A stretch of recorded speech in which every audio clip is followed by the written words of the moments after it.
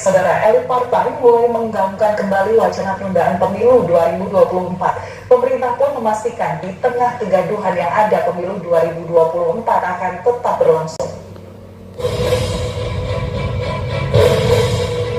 Yang mengusulkan pemilu tahun 2024 ditunda 1 atau 2 tahun. Wacana penundaan pemilu ini terus bergulir dari elit parpol dengan dalih memulihkan ekonomi karena pandemi COVID-19. Kegaduhan penundaan pemilu di tengah pada 14 Februari 2024 dan Pilkada serentak 27 November 2024. Berdasarkan data Litbang Kompas, 7 hingga 12 Maret 2022, sebanyak 62,3% responden setuju pemilu tetap digelar. 25,1% tidak mempermasalahkan pemilu ditunda atau tidak, 10,3% setuju pemilu ditunda 2-3 tahun lagi, dan 2,3% menjawab tidak tahu. Jika penundaan pemilu 2024 atau perpanjangan masa jabatan presiden terrealisasikan, maka para elit telah melakukan pembangkangan konstitusi yang melanggar pasal 22E ayat 1 Undang-Undang Negara Republik Indonesia tahun 1945 jika berdalih beban biaya pemilu yang tinggi berdasarkan penanggulangan pandemi COVID-19. Sementara itu, peneliti Perludem Nurul Amalia mendesak para pengambil keputusan segera membahas anggaran pemilu 2024. Kita ini mana PKPU tahapan dan jadwal pemilu? Karena PKPU tahapan dan jadwal pemilu itu adalah menjadi prasyarat dari pembahasan anggaran.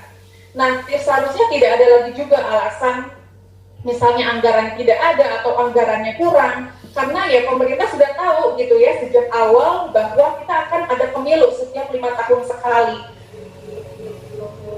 Ketua Badan Anggaran DPR Said Abdullah menjelaskan, alokasi anggaran pemilu 2024 sebesar 86 triliun rupiah belum dapat dikucurkan. Hal ini menunggu arahan Presiden. Bambang Susatyo mengungkapkan pokok-pokok haluan negara diharapkan rampung pada April mendatang. Kedepannya, MPR akan mengkomunikasikan dan menyesuaikan dengan dinamika politik. Wacana amandemen ini dicurigai tak hanya mengenai pokok-pokok haluan negara. Sejumlah pihak khawatir ini menjadi celah perubahan konstitusi mengenai masa jabatan presiden atau penambahan waktu jabatan presiden hingga 3 tahun. Di lain pihak, pakar hukum tata negara Ferry Amsari menilai wacana penundaan pemilu merupakan pelanggaran konstitusional. Upaya menunda pemilu di akhir masa jabatan tak lepas dari kepentingan politik. Sehingga terang benderang kalau ada upaya melakukan penundaan pemilu ya untuk memperpanjang masa jabatan itu merupakan pelanggaran konstitusi. Saya menyebutnya sebagai tindakan yang menyamun ya pasal-pasal konstitusi demi kepentingan politik tertentu.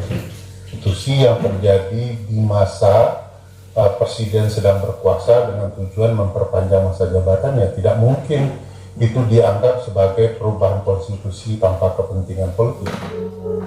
Senada dengan Ferry, pengamat sosial politik Universitas Negeri Jakarta melihat adanya kepentingan dalam wacana ini. Menunda pemilu bisa ditafsirkan sebagai cara akal-akalan penguasa untuk terus berkuasa. Nah, dampaknya berbahaya sebetulnya, yang membuat demokrasi kita menjadi alat dari kepentingan kekuasaan yang membuat proses politik ini menjadi tidak berkualitas. Sementara itu, anggota Komisi 3 DPR fraksi Partai Nasdem, Taufik Basari menjelaskan DPR tetap patuh pada konstitusi. Berpegang teguh pada nilai-nilai konstitusi, kita harus menjalankan apa yang sudah kita sepakati di dalam konstitusi kita. Ya, saya tidak melihat keinginan untuk memperpanjang masa jabatan ataupun juga menambah masa jabatan ini sebagai upaya yang normal, yang menurut saya ini tidak sesuai dengan konstitusi yang kita miliki. Presiden Jokowi menegaskan bahwa akan tetap taat dan tunduk tetapi juga patuh terhadap konstitusi. Di lain tempat, Pengamat politik Rocky Gerung melihat adanya upaya pemerintah untuk mewujudkan wacana penundaan pemilu dan perpanjangan 3 periode menjadi kenyataan.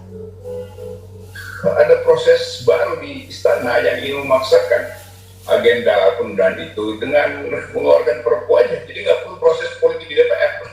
Presiden kan bisa keluarin perpu, saya tunda pemilu dengan alasan ABCD, bertentangan dengan konstitusi. Memang. Tapi nanti Pak Mahfud akan datang, silahkan pergi ke Mahkamah Konstitusi kalau mau judicial review. Jadi itu sebetulnya kalau ada keinginan kekuasaan akan cari jalan, bahkan masuk gorong-gorong pun dia akan lakukan buat menemukan alasan itu. Jadi ini kita tetap harus waspada karena tidak ada keterangan yang final dari Presiden. Pemerintah pun meredam kegaduhan melalui Menteri Politik Hukum dan HAM Mahfud MD menegaskan pemilu 2024 mendatang akan tetap diselenggarakan. Hal ini diiringi oleh aksi nyata Komisi Pemilihan Umum menggelar simulasi pemungutan suara pemilu dan mensiasati anggaran serta memastikan pesta demokrasi akan berlangsung sesuai jadwal. Logistik, ya bisa kemudian kita gangkat sekitar 50-60% untuk biaya logistik. Ya, karena suara-suaranya jadi berkurang. Karena kita sederhanakan. Karena ini periode 2017-2024 terus akan berkomitmen menyelenggarakan pemilu 2024 sesuai dengan konstitusi dan peraturan perundang-undangan yang ada. Ya, KPU akan bekerja untuk menyukseskan penyelenggaraan pemilu 2024. Ya, seperti itu ya. Jadi nggak ada lagi tuh isu-isu perundangan, dan KPU tidak masuk dalam ranah itu. KPU ini penyelenggara. KPU ini melaksanakan undang-undang, menurunkan undang-undang. Dan KPU sudah mengeluarkan SK nomor 21 tahun 2022, hari H tanggal 14 Februari tahun 2024. Kegaduhan yang ditimbulkan oleh wacana penundaan pemilu dan menimbulkan berbagai pandangan akhirnya diredam oleh pemerintah dengan memastikan pesta demokrasi 5 tahun sekali akan tetap dihelat sesuai jadwal.